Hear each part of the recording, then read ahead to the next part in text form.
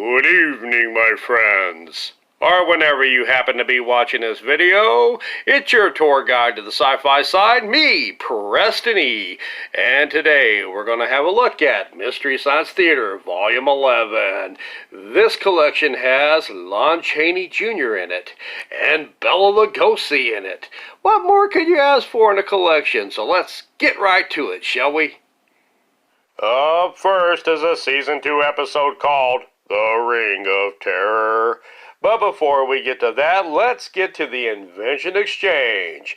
The Mads show off their life-size version of a popular kids board game called Operation, with TV's Frank being the subject who is operated on. Instead of an annoying buzz if you mess up, I'm sure you get Frank's instead. Meanwhile, Joe demonstrates how he turns his innards into a really fun glowing pinball machine. He's a pinball wizard. Playing with your food has never been so much fun. On to the movie. The movie sees a medical student trying to get initiated within a fraternity. Apparently, the initiation requires him to steal a ring off a corpse in a crypt. And that's about it. You do get a bunch of medical students passing out in a lecture and a demonstration of an autopsy in a scene so long you'll feel as groggy as being in a 2-hour college lecture yourself, only you'll faint from boredom, not fear. You also get a couple of fatties dancing, eating, and being fat because fat people are funny no matter what they do because they are fat. Hey, I can say it, I'm one of the fatties. You also get a fun scene of a cemetery gravekeeper trying to find him some pussy in the graveyard. It's not that bad, he's just trying to find his cat. The movie itself is nothing special, but the MST3K episode is unique for a few reasons. It marks the only time in Mystery Science Theater history that a movie sign happens at the start of the show right after the theme song. But it was just the bots playing a prank on Joe. You also get Tom Servo sporting his rarely seen flat-top haircut. However, this episode is particularly unique as it marks the only time in MST3K history where the movie is shown before the short. And speaking of the short shown after this flick is a serial called The Phantom Creeps, Chapter 3, Crashing Timbers.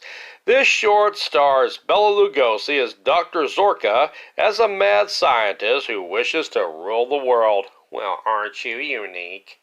In this short, the doctor tries to guard the fragments of a meteorite. When a government agent discovers the meteorite in a case, however, he opens it and unwittingly unleashes a force that destroys many electric towers, including his car. Gah, idiot! This episode of MST3K steals a 2 out of 5 SOL bones from the ratings crypt. Up next is The Indestructible Man from Season 4. Before we get to that, though, it's once again time for the Invention Exchange. The Mads invent an invention that is apparently invisible, and you can wear it, and it has a lot of catchphrases, too. I can only assume it's hair gel. Meanwhile, Joe and the bots show off their serial novels, including, but not limited to, Count Chocula / Dracula. Personally, I am partial to Mary Shelley's Frankenberry myself. Before the movie, we get yet another serial short as we get another continuation of the Undersea Kingdom. The first of these show up in Attack of the Giant Leeches. In this serial, we get Crash and Billy Boy barely escaping being blown up to bits, only to be captured by the Atlanteans, who mistake them for being agents of Unga Khan. Man, I hate when that happens. The Indestructible Man stars Lon Chaney Jr. as a murderer who is executed and whose corpse is sold to a scientist who runs tests on it. The corpse is revived due to chemical injections and electricity. It's alive! Glad I got that out of my system. Lon kills the doc and his assistant, though. How's that for gratitude? Lon, as Charles the Butcher, goes to seek revenge on those who wronged him, his attorney, and his former partners in crime. But who cares about all that crap when this movie has possibly 2 record-setting moments? Like this woman who must be the staring contest champion of the world. This woman never blinks. I mean, ever. Check it out. She must be born without eyelids or something, or on some good drugs. Oh my God, that's creepy. Let's move on. And then there's this record-setting moment where a police officer seems to die on screen for upwards to a minute, presumably out of pure boredom. Oh, never mind, he's just asleep. And then there is this particularly long, torturous scene that nearly breaks Joel and the bot's spirits. He burned down the house. We were having dinner together, and a few weeks later, I was labeled by the police as this #1 suspect and Benton's girl, but it was never like that. I made only one mistake. Excuse me, Dad. Sorry. It's a real yawn fest. Later. You had no idea how... Hey. Go. I know this is going to sound crazy, but I only went out with Benton a couple of times. And all we ever talked about was Mad, my old roommate. Go. Last time Much later. Going home.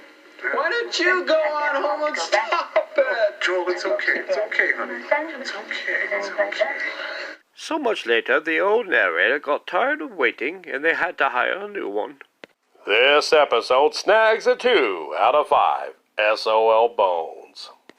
And up next, we have Tormented from Season 4. And as always, if there is an invention exchange, you know I'll talk about it. First up, Joe shows and tells us about his Aunt Catherine Will, which is the see and say version of memory jogging for your many annoying relatives. Never again will you forget the name of your creepy mustachioed sus uncle, which comes in handy when you need to report him to the police. Meanwhile, the Mads give us their invention of the drinking jacket for those who feel the smoking jacket is just too highbrow for a good time. On to the movie. Tormented is a 1960 film starring Richard Carlson as jazz musician Tom Stewart. Tom is getting ready to marry rich Meg, played by Lou Jean Sanders, but his crazy ex-girlfriend Vi Mason, played by Julie Redding, protests and wants him back. When she confronts her former beau in an old abandoned lighthouse, she falls to her death as the railing breaks that she leans on at the top of the lighthouse.